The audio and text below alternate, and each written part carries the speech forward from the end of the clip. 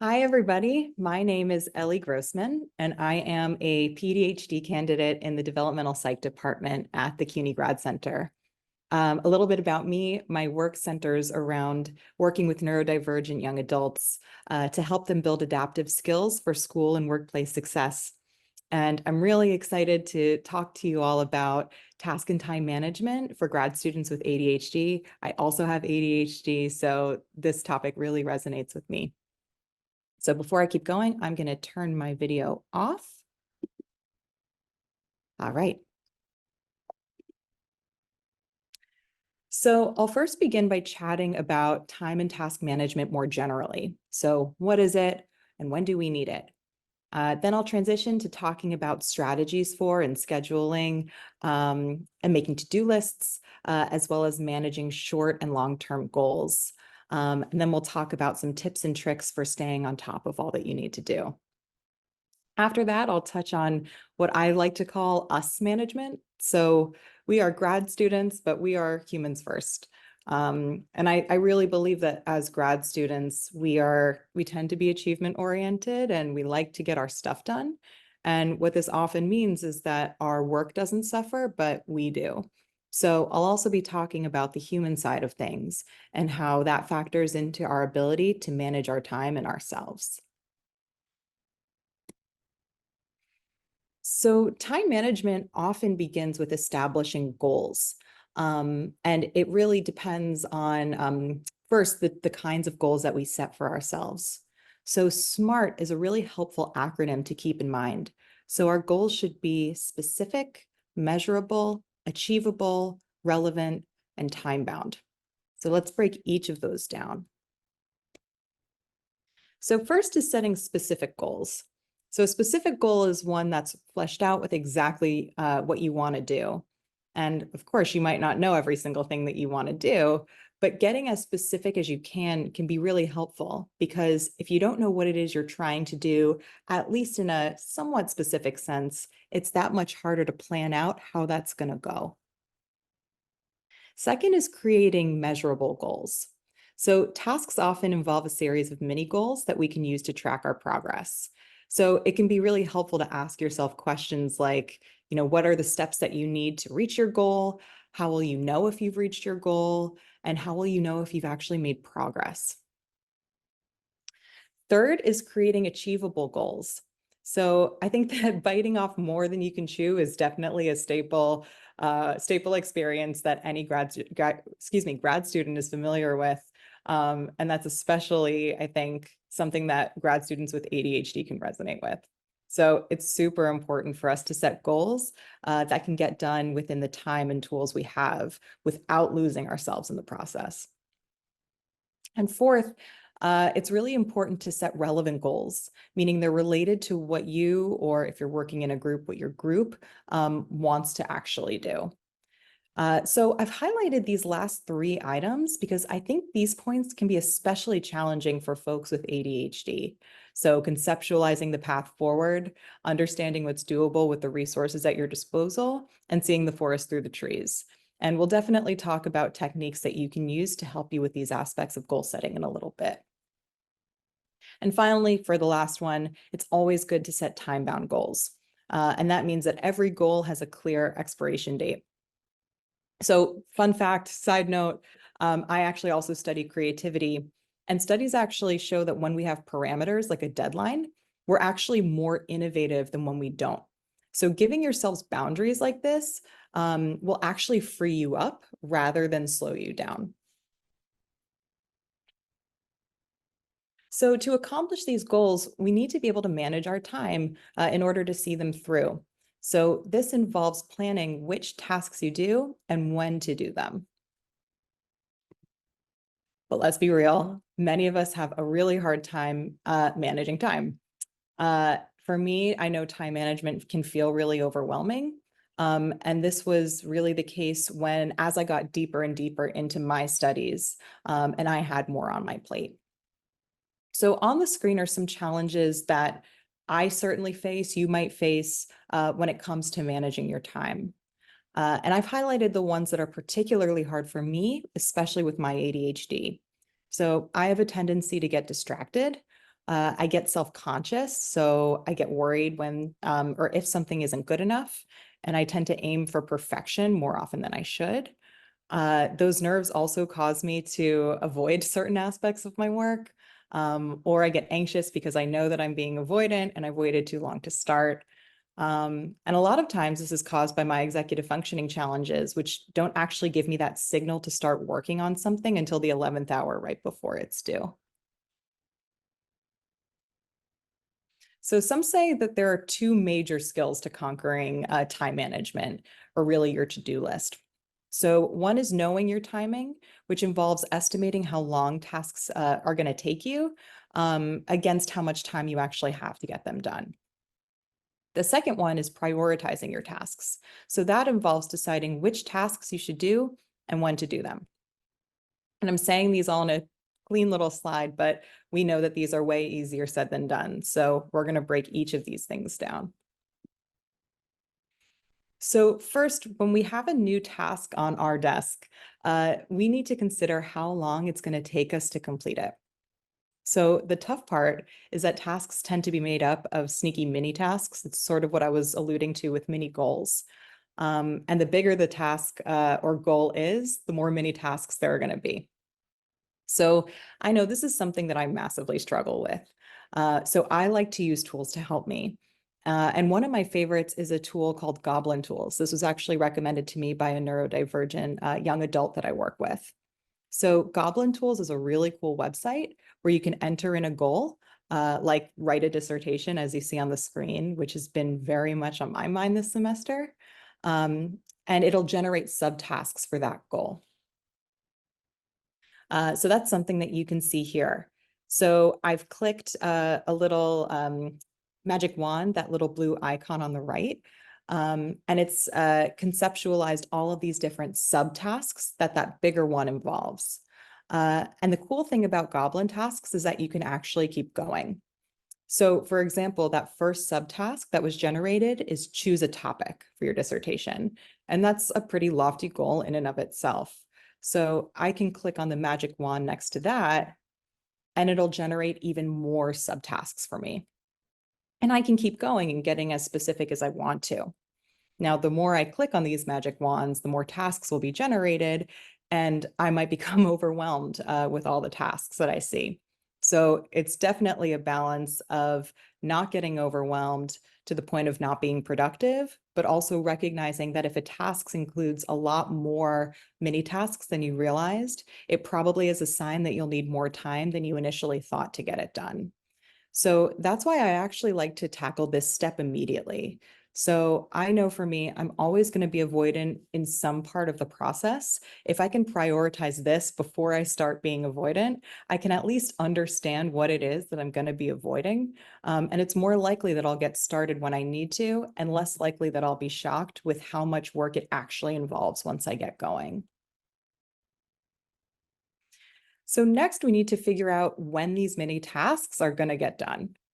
So let's say I set a goal to submit a short abstract of the topic of my dissertation or thesis to my advisor by 5 p.m. on Friday, to continue with our example. So the first thing I would do is I would take a look at my schedule. This is like totally my real schedule, by the way, next week. And I see that I've blocked off my Sunday to rest the Sunday before, but I only really have teaching to take care of and a couple of meetings scheduled. So if I count up my free hours that I typically work, it comes out to 47.5. But then I remember, actually, after class, I generally tend to spend about an hour with students answering their questions and giving them some extra help. And then, of course, I also remembered that I actually need to prepare for class sometime before I teach on Tuesday. And then, yeah, I do have to commute, actually. I have to get from my house to school. And that has to happen at 2 times on Tuesday and 2 times on Thursday. And then I also have this tendency to forget to schedule breaks, but I am, of course, going to need to eat at some point in the day and take a break. And of course, over the weekend, I get an email from my advisor. She's reviewed a grant submission that I put together, and she's sending back some edits. And she's told me that the report is due soon, so that's going to have to become my priority. So it has to happen on Monday. And I know that this is all going to have to happen on Monday. But honestly, by the time that I'm able to submit those edits and turn them into my advisor, I'm probably going to be too tired to keep working. So let's be real about that. And of course, on Tuesday, I end up waking up and I see another email from my advisor asking me to facilitate a stakeholder meeting. And that's going to have to happen on Wednesday. So that's going to have to take up my Wednesday morning to prepare. So I end up looking at my schedule and saying to myself, let's just be honest, I'm having a really busy week. And even if I didn't know all of these unforeseen things that happened or that were going to happen this week, I tend to have surprising things come up every single week. And those things tend to pull me in different directions. So I have to be honest with myself. Am I really going to want to wake up at 8 a.m. every day or come home after a long day of teaching and cram in some more work? No, of course not. I'm going to want to relax, and that's perfectly fine. But what that means is that realistically, I actually have about 13 hours to choose my dissertation topic if I want to hand it in on Friday evening. And sometimes what I've found is that having less time than you thought can actually be a really nice way to focus. But other times, this might mean that you need to push the deadline. So when you look at your schedule to see how much time you have to complete a task, it really means looking at your real schedule, not what you have scheduled.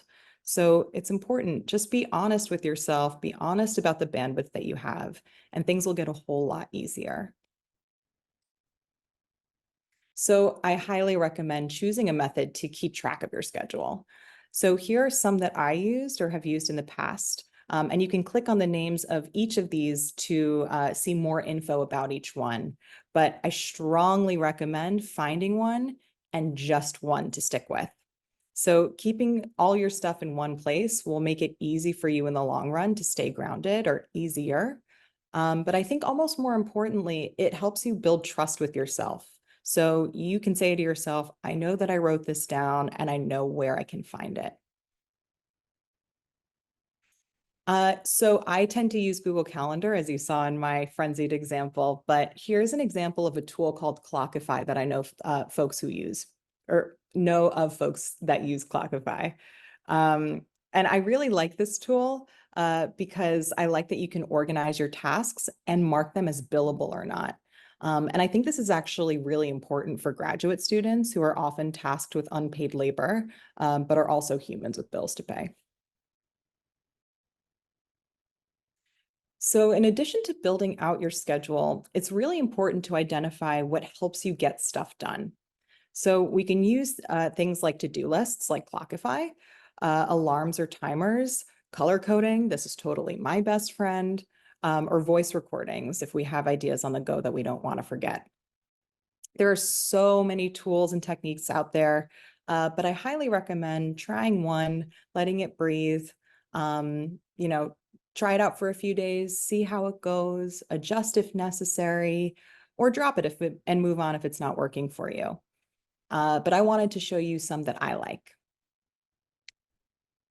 So first is a Kanban board. This is actually a Japanese technique where tasks are divided into columns to keep track of your progress. So if you're a visual learner, this could be great for you.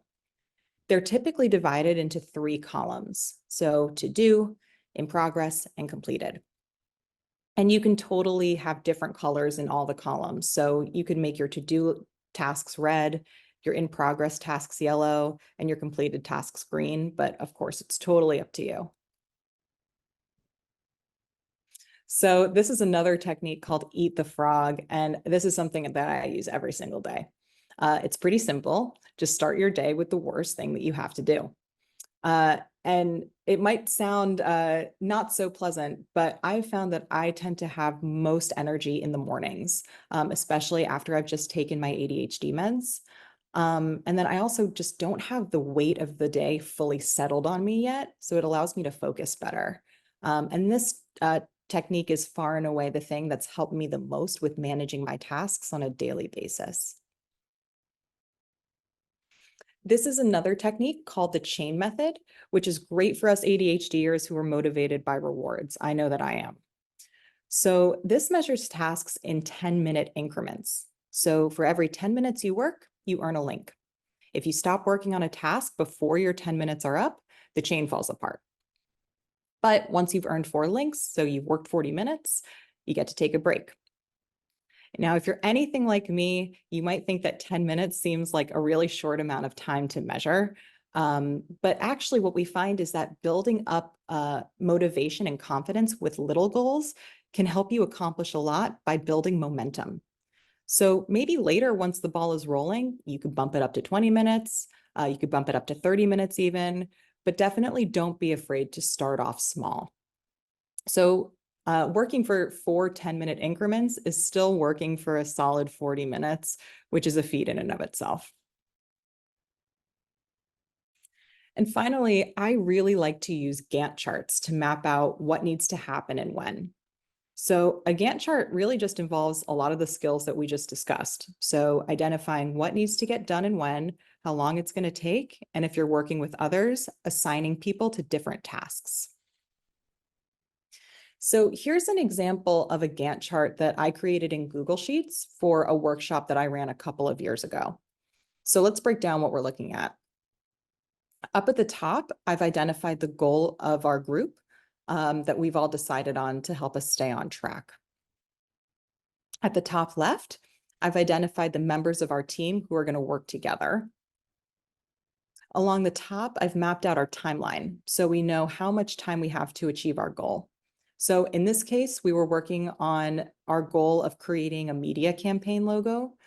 So we needed to know what day the media campaign was going to happen, so we knew our deadline. And we marked this date in first and then worked backwards to see how much time we'd have for each task if we started on Monday, July 25th. Then on the left side, we listed out all of the tasks that need to happen in order for us to achieve our goal. So first, we start with brainstorming. Then we decided on an idea together. After we began designing the logo and we got feedback from the group. Once the logo was okayed with the group, we also needed time to send out the logo to different teams and double check that the logo was included on all of the campaign materials.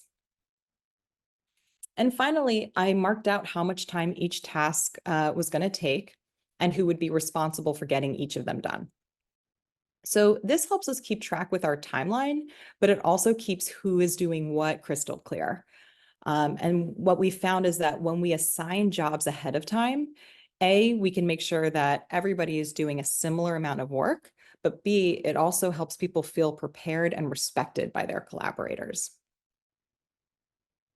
I also tend to use Gantt charts for myself too, so they can definitely be an individual tool. So this is one I actually made earlier this semester when I was trying to map out the logistics of my dissertation. And especially with a process that involves a lot of different people and a lot of different institutional strings that need to be pulled, it was really, really helpful for keeping me on track and holding myself accountable. Also, seeing this all in front of me made me realize as soon as I made it that I had way less time to write than I thought I did. So it definitely gave me the kick in the butt that I needed to get over the finish line and turn in my draft to my advisor.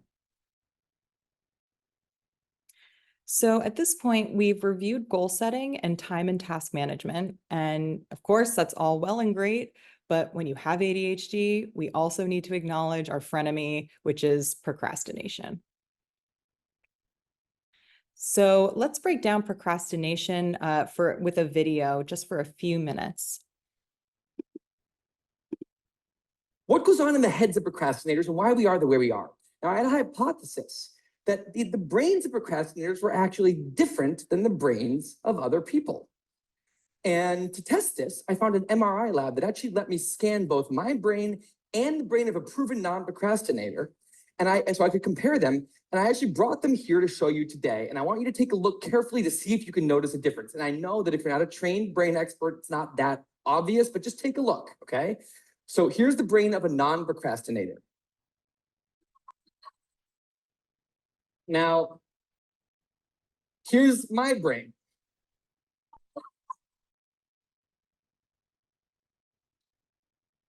There is a difference.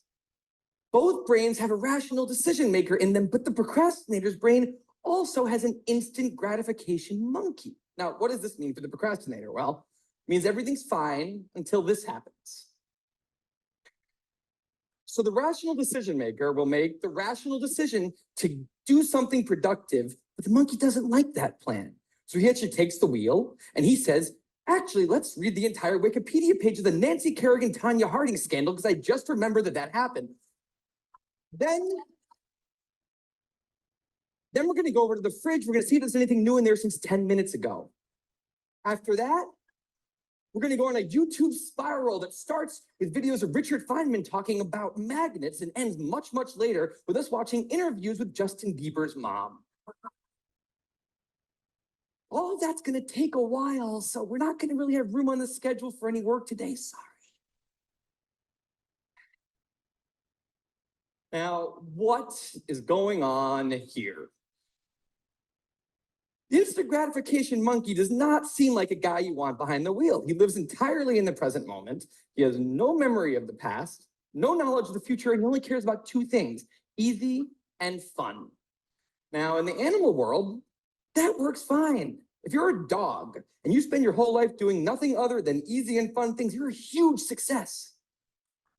And to the monkey, humans are just another animal species. He has to keep well slept, well fed, and propagating into the next generation, which in tribal times might have worked okay. But if you haven't noticed, now we're not in tribal times. We're in an advanced civilization, and the monkey does not know what that is, which is why we have another guy in our brain, the rational decision maker, who gives us the ability to do things no other animal can do. We can visualize the future. We can see the big picture.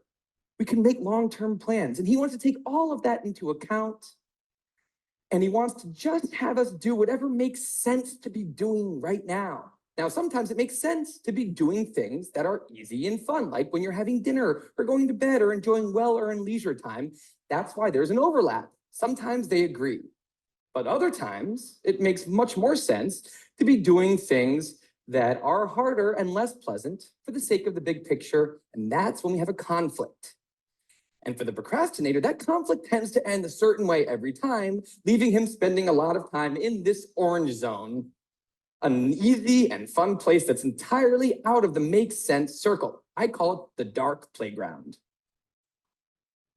Now, the dark playground is a place that all of you procrastinators out there know very well. It's where leisure activities happen at times when leisure activities are not supposed to be happening.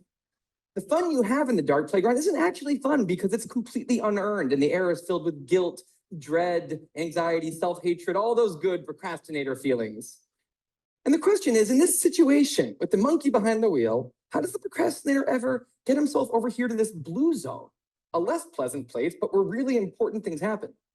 Well, turns out that the procrastinator has a guardian angel, someone who's always looking down on him and watching over him in his darkest moments, someone called the panic monster.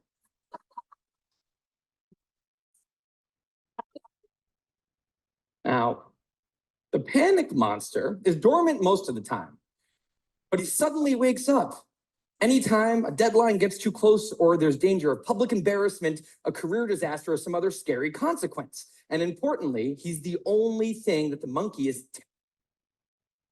Okay. So I really love this video because I really relate to having an instant gratification monkey and really relate to having a panic monster. That's how my procrastination works. So I know I procrastinate. I'm sure that many of you can relate as well. I have ADHD. It's something that's going to happen. I'm not going to try to fight it. But what I try to do is identify when I procrastinate so that I can know the warning signs and try to come up with a plan. So for me, I know that I tend to procrastinate when one or more of these three things happen. Either I get distracted, my emotions get in the way of trying to work, or I get burnt out. So starting with distraction, I know that I am very distracted by nature. My dad used to call me Space Cadet when I was younger. It's a part of me and it's who I am. And I'm just never going to be the kind of person that stays on one task and then moves on to another task and then another in a linear way. So what I like to do is use tools to give me some support. My two favorites are the Forest app and the Pomodoro app. And I actually know that at this point, these are plugins that you can also install on your browser. So starting off with the Forest app, that's an app that lets you set a time that you need to be off your phone. So if you stay off your phone for that time period, you grow a tree and you amass a little garden. It's super cute. But if you do go on your phone during that time, a plant dies. When a plant dies, you can sacrifice one of your grown trees. And it's just a really great and sort of gamified way to stay not distracted. The Pomodoro app is great when I'm working on the internet. So when I turn it on, every 25 minutes, a pop-up will remind me when to take a break. And then after 5 minutes, another pop-up will tell me to resume working. So I really like that because it can segment your time and you can work in these shorter bursts. But I've actually found that it's also helpful for helping me keep track of how long I've been working, because I'm one of those people that tends to lose track of time when I work and forget to do really important things like eat or take breaks or go to the bathroom or whatever it is. So if I've noticed that I've snoozed the break or I've worked through like 17 Pomodoros, it's probably a good sign that I need to get up and move. And finally, I really like having a body double. So that's just somebody who does a similar task or is just with me in parallel. So a lot of times what I'll do is I'll have my partner body double by working alongside me when I have something that I really need to get done. Other times it's emotional. My big emotions like overwhelm, anxiety, stress, what have you, impede my ability to work. So emotion management is a bigger topic than this one slide can describe. So I'd be happy to chat more about that if folks have questions. But in short, emotion regulation for folks with ADHD is super, super important. So it all starts with identifying what you're feeling so that you can identify what you need in terms of support. So that's what we mean when we say name it to tame it. So for example, if I'm feeling stressed, that means I'm feeling a negative high activation emotion. So I know that I need tools to take my energy levels down. On the flip side, if I'm bored, I would need something to take my energy levels up. So emotion regulation is really not a one size fits all solution. So it's just really important to look at your emotions, see them for what they are, and be honest with yourself about what you may need. To this end, self-care is a time saver, not a time waster. So even if you're feeling like you don't need a break, take one. If you're not feeling a task, don't sweat it, disengage, try again later. Give yourself enough time away to actually unwind and reset. It might be stressful to take time away at first, but it will actually make you more productive in the long run. And this is something I understand is easier said than done, especially for us grad students who have multiple jobs. We might have families, we might have different personal obligations, but carving out time for self-care is one of those things that is instrumental to grad student success. I'm not saying this necessarily as a researcher. I'm saying this as a grad student who is in a community with other grad students. So especially for folks with ADHD, self-care is really important for staving off burnout. We are really susceptible to burnout as ADHDers. So it's really important to acknowledge what you need as a human first, which will then help you succeed as a student, as an employee, and so on. So to do that, you really need to you really need to get what you need for a fair shot at success. So for me and for a lot of the folks that I've worked with, this involves having an open and honest conversation with your mentor or your advisor. So this can be as simple as something like, hey, I have trouble sorting out irrelevant information. So as you read this draft that I've submitted to you, it'd be really great if you could highlight info that you don't think is necessary here. Or those conversations can be a bit deeper. So you could say something like, hey, I have ADHD. So one way this shows up for me is through rejection sensitive dysphoria. This means that I sometimes interpret feedback through a lens of criticism, and I can be a bit sensitive. So providing me with encouragement or starting off with a positive before giving me feedback is generally really helpful for me for making sure that I don't exceed my cognitive load in ways that make me unable to hear or implement the feedback I'm given. So really just practice having those conversations with your advisor and the people that are around you to support you. It's also really important to get accommodations if you feel like they would help you. So this can include contacting your accessibility office. The link here would take you to a site which lists all the CUNY accessibility offices. This can also include learning about disabilities in higher ed more generally, so you know what you can and should expect of your institution. So this link here will take you to an article about this on the Department of Ed site. You can also visit a website like Ask Jan. This is specific for work, but for me, I've seen that it can be really helpful for brainstorming accommodations. So I knew that when I was first diagnosed with ADHD, I knew that I needed help, but I didn't know what kind of help. So Ask Jan was really helpful. Finally, know the signs that lead you to burnout. They're different for everybody, but they're super important. And generally, when we're burned out, coming up with strategies and solutions is close to impossible. So the moments where you're not burned out are really the times to do this work so that you don't put yourself in that position when you're not in that headspace. Finally, if I leave you with anything from this talk, it's to give yourself your best shot. Not all of the tools that I've talked about today are going to work for you, but I definitely recommend trying out some of them to see whether they could, and maybe chat with each other to exchange info or recommend new tools or accommodations that you find along the way. But we all deserve to have our best shot at success during grad school. So just like you wouldn't deny somebody with diabetes their insulin, you wouldn't deny somebody with allergies their meds, we shouldn't deny ourselves the support that we need to help us be the students and humans we want to be. So that's it for me. I really appreciate all the folks that have contributed ideas to the slide deck, and also all of you for taking the time to listen to my talk. Thank you.